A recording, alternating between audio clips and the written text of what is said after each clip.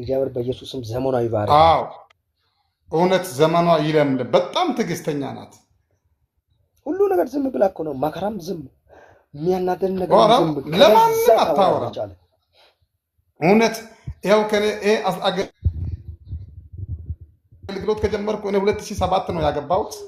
2007 አገብቻለሁ። ይሄ አሁን 11ኛ ዓመት ነው።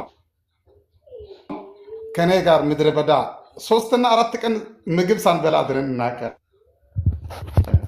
እዛ ሁሉ ችላ፣ እዛ ሁሉ ተቋቁማ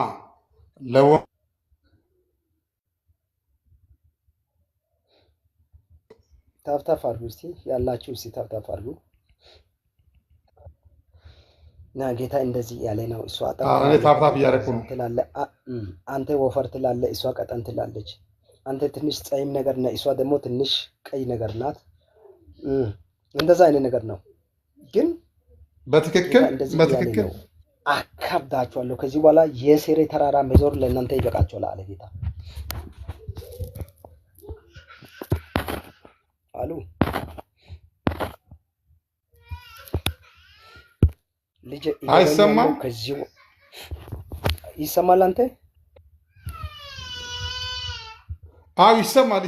ይሰማል።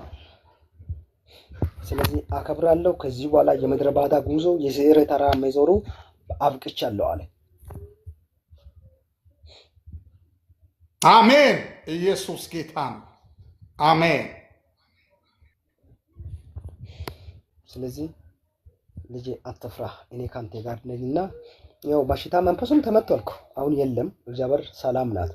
ነገር ግን አለ ሰማይና ምድር አናውጣለሁ። ከዚህ በኋላ ክብር ይጠብቃል እንጂ ውርደት አይጠበቅም። አትፍራ፣ እኔ ኤልሻዳይ ነኝ አለ። አሜን። ኢየሱስ ጌታ ነው። አሜን። እግዚአብሔር ሰው